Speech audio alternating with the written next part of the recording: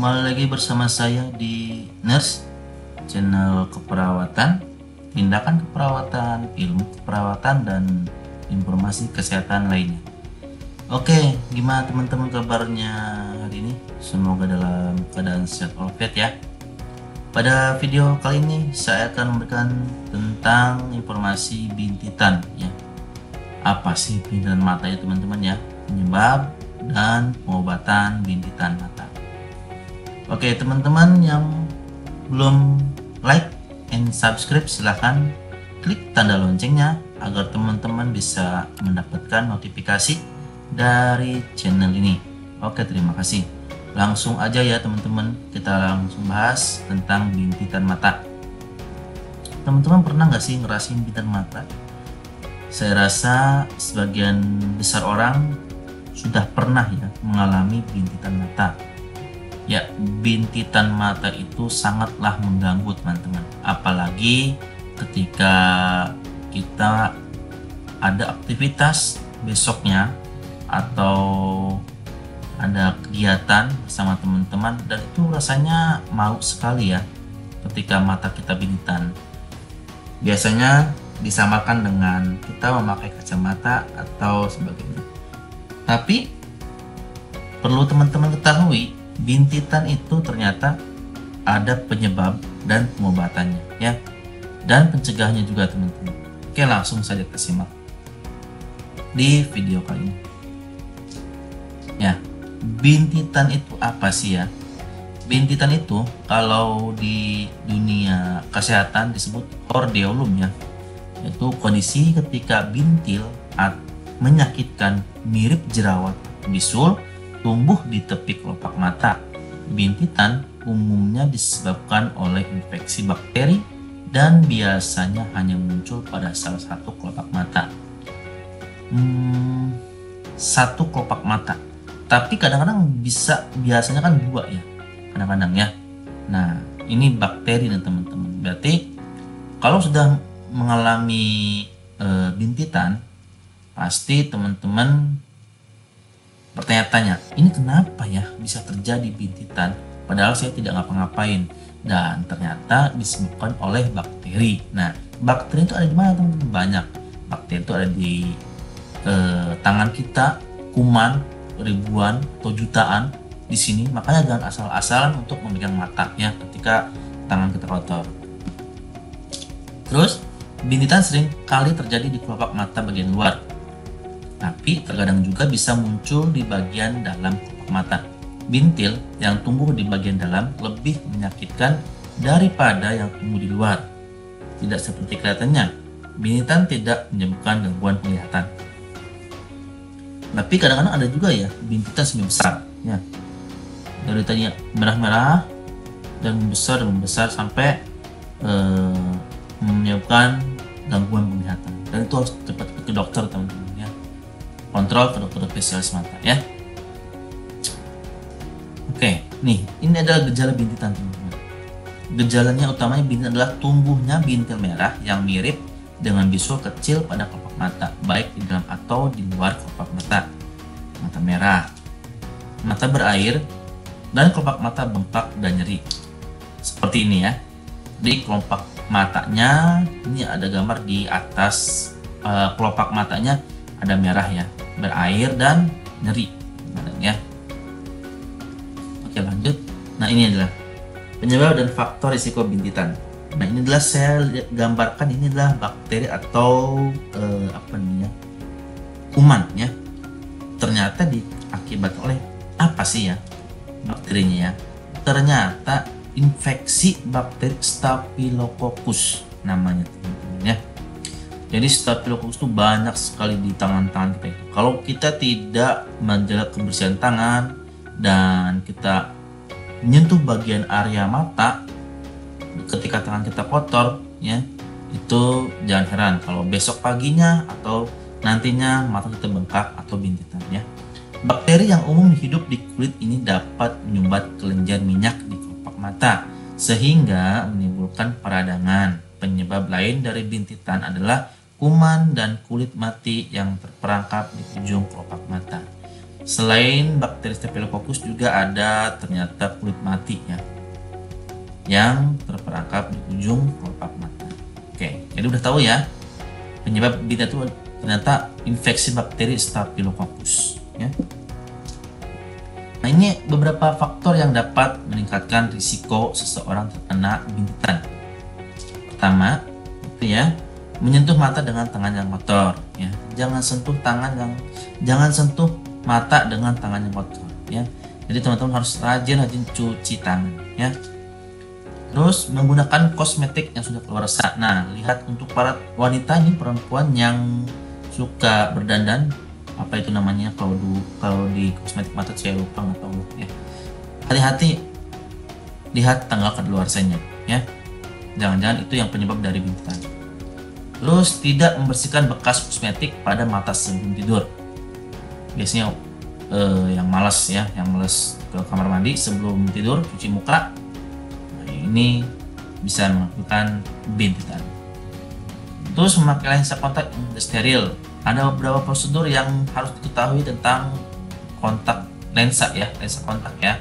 Teman-teman harus bisa tahu nih gimana caranya memasang lensa kontak agar tidak kotor, agar tidak agar steril lah ya, agar bisa diletakkan di bola mata dengan baik ya. Teman-teman pasti tahu gimana caranya agar lensa kontak kita tetap terjaga kebersihannya ya. Terus mengalami peradangan pada ujung kelopak mata atau blefaritis ya. Jadi kalau ujung kelopak matanya peradangan dinamakan dengan blefaritis.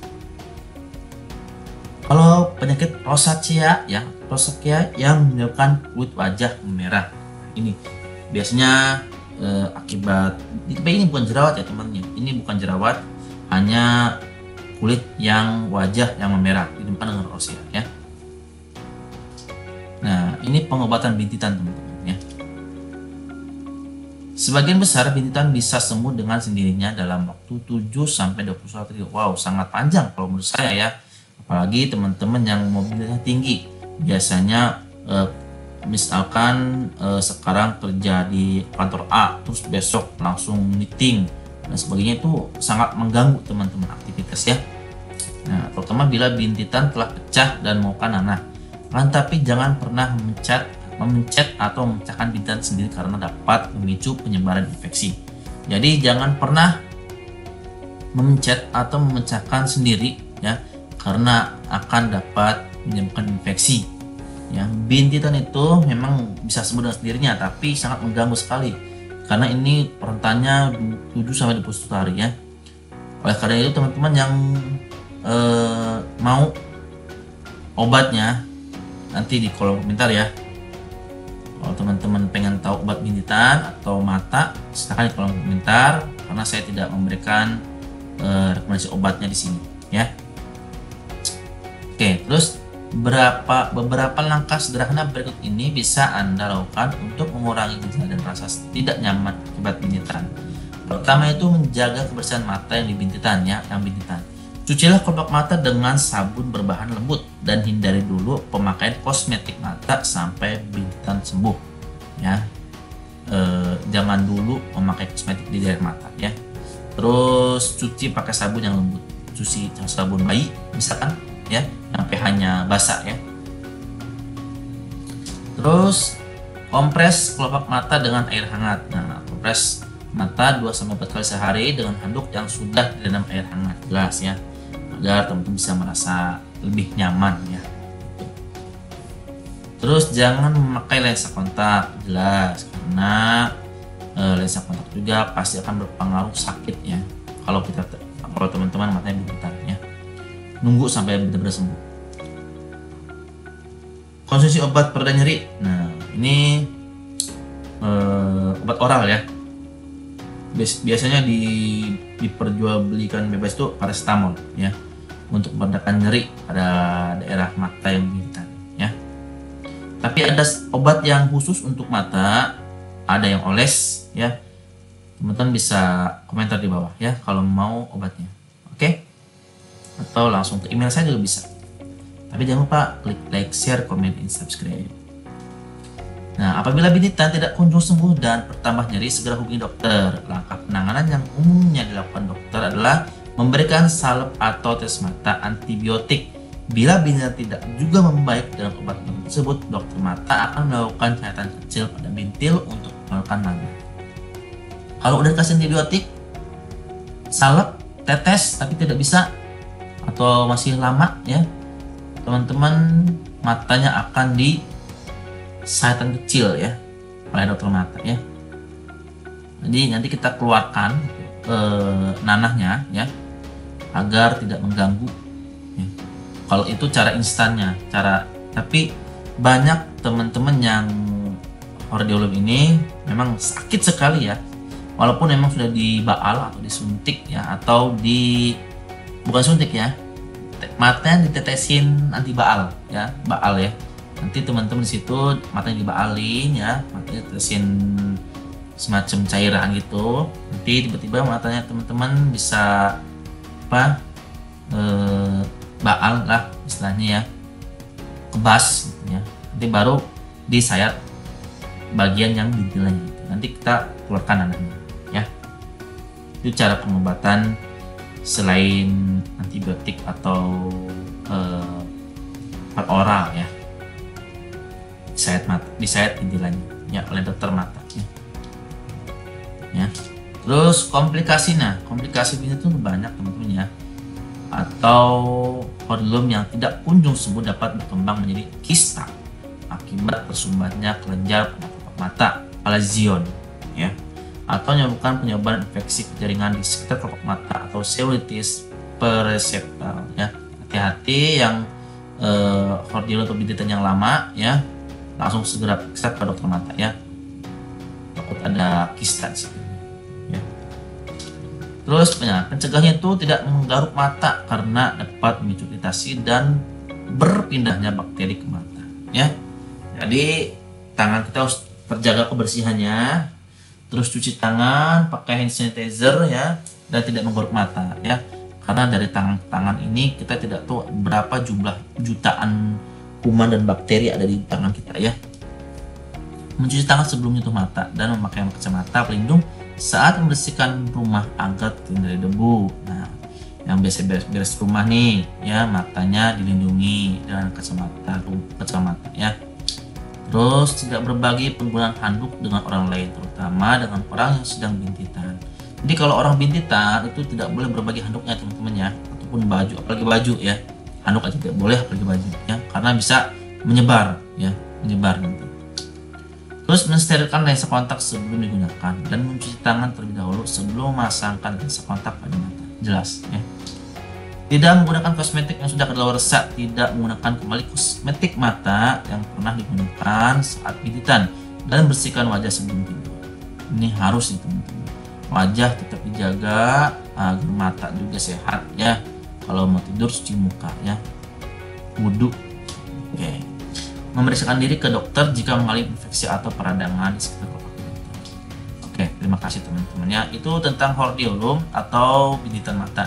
Bagi teman-teman mau bertanya silahkan komentar di bawah, ataupun minta mau nama obatnya bisa langsung ke email saya atau Facebook saya atau Instagram saya. Jangan lupa di follow juga. Dan juga teman-teman bisa klik like, share, comment, dan subscribe agar channel ini bermanfaat dan teman-teman juga bisa mendapat manfaat dari channel ini. Terima kasih di channel Biners ya. Assalamualaikum warahmatullahi wabarakatuh.